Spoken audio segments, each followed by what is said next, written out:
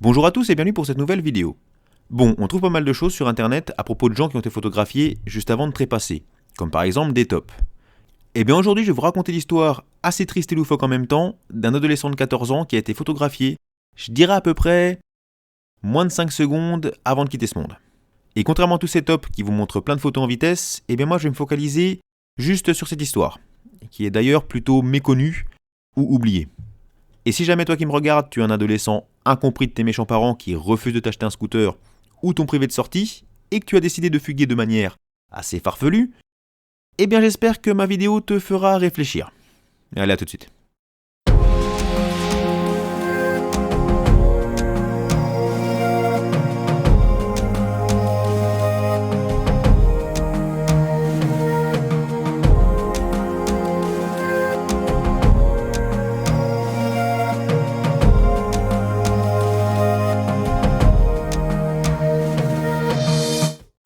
Nous sommes à Sydney en Australie en 1970. Un adolescent et ses parents viennent de rentrer il y a peu d'un voyage à l'étranger, qui était surtout destiné à leur fils, un certain Kate Sepford.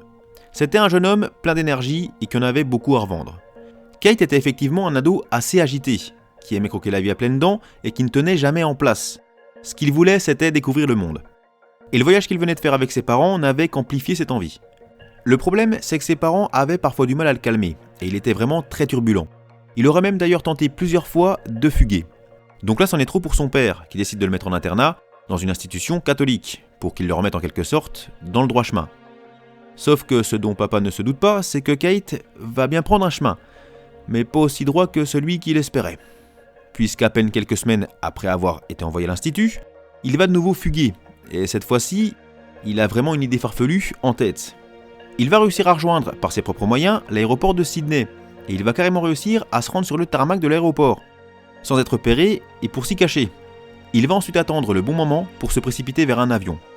Et ce moment va arriver lorsqu'il verra un Douglas DC-8 de la compagnie Japan Airlines, à destination de Tokyo, en train d'être préparé pour l'embarquement. Lorsqu'il n'y aura plus personne aux alentours, il va foncer vers l'avion et grimper dans le train d'atterrissage avant de l'appareil. Et va y rester caché pendant plusieurs heures, jusqu'à ce que, enfin, l'avion soit paré au décollage.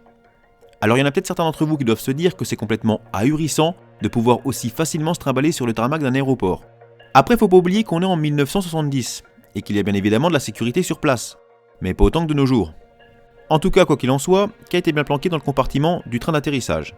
D'ailleurs, on pense que Kate ne connaissait même pas la destination de l'avion. Tout ce qu'il voulait, lui, c'était voyager à tout prix. Mais malheureusement pour Kate, qui n'était a priori pas un grand fan d'aéronautique, il ne savait pas que le train d'atterrissage allait se réouvrir pour faire rentrer les roues de l'avion. Et l'adolescent qui ne s'y attendait absolument pas sera entraîné dans une chute qui lui sera fatale, d'environ 60 mètres. Il sera tué sur le coup. Pour vous faire une idée, c'est comme de tomber d'un immeuble d'environ 25 étages. Très vite, le corps va être découvert et les autorités alertées. Et d'après les premiers éléments, il ne fera aucun doute, suite à l'état du corps et aussi à l'endroit où il se situe, qu'il est tombé d'une grande hauteur, et donc forcément d'un avion. Les avions qui étaient dans cette zone au moment présumé de sa mort vont être vérifiés, et dans le DC-8 où Kate était monté, on trouvera des empreintes de mains, de chaussures, ainsi que des fils de ses vêtements, qui étaient restés coincés dans le compartiment. Sûrement lorsqu'il a chuté. Mais c'est une semaine plus tard que l'histoire va connaître un gros rebondissement. Le jour où Kate est monté dans le DC-8, un photographe amateur du nom de John Gilpin s'était rendu aux abords de l'aéroport, pour prendre quelques clichés d'avion au décollage ou à l'atterrissage. Une fois suffisamment de photos prises, il est rentré chez lui et a continué sa vie.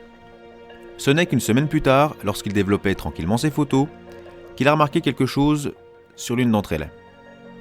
Et ça lui glaça le sang. Cette photo, la voici.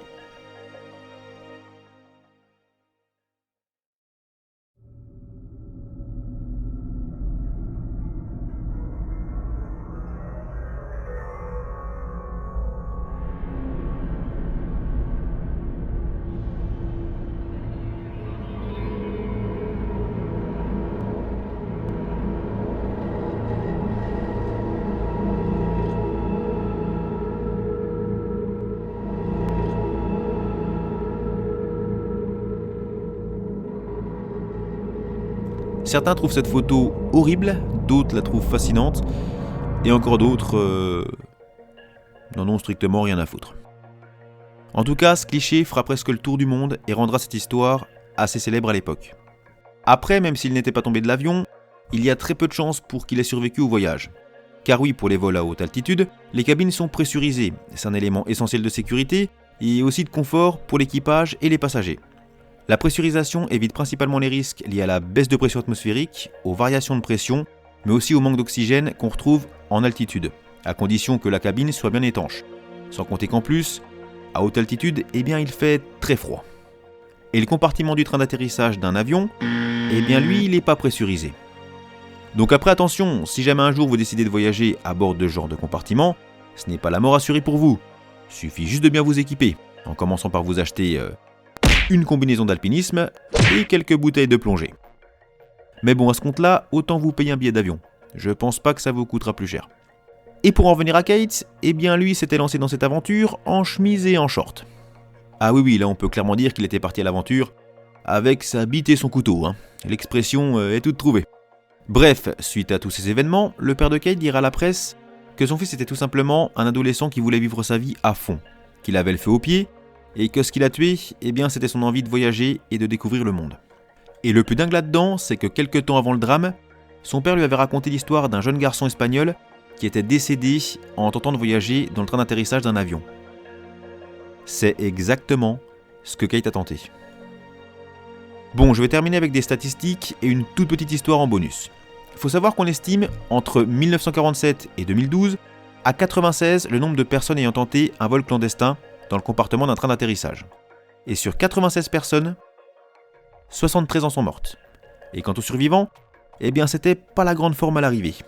Hypothermie, manque d'oxygène, etc., etc. Le plus triste là-dedans, c'est que dans la majorité des cas, ce sont des personnes qui cherchent à fuir la misère en tentant de rejoindre le plus souvent des pays riches d'Occident. En 2019 à Londres, un homme qui était tranquillement chez lui a entendu un gros boom venant de l'extérieur. Et en regardant par la fenêtre, il a expliqué avoir vu un homme allongé par terre dans le jardin de son voisin. Il a d'abord cru un SDF qui était couché par terre, avant de se rendre compte qu'il y avait du sang partout sur les murs du jardin, et que l'homme semblait complètement congelé. Et le plus incroyable dans tout ça, c'est que son voisin était à ce moment en train de prendre un bain de soleil dans son jardin, et le corps serait tombé à 1 mètre de lui. Je pense que ça doit quand même un petit peu surprendre. C'est ce qu'on peut appeler voir la mort de près, dans tous les sens du terme. Il s'agissait en fait d'un clandestin qui était monté dans le train d'atterrissage d'un Boeing 787, de la compagnie Kenya Airlines, et qui serait mort d'hypothermie pendant le vol. Bon, moi j'espère que si certains d'entre vous ont comme projet de faire un voyage, même si en ce moment avec l'épidémie ça paraît un peu compliqué, je vous conseille quand même de vous prendre un billet. Allez, sur ce, je vous fais plein de bisous, n'hésitez pas à vous abonner, à lâcher un petit like et à partager si vous en avez envie. Je vous en serai infiniment reconnaissant. Allez, à plus.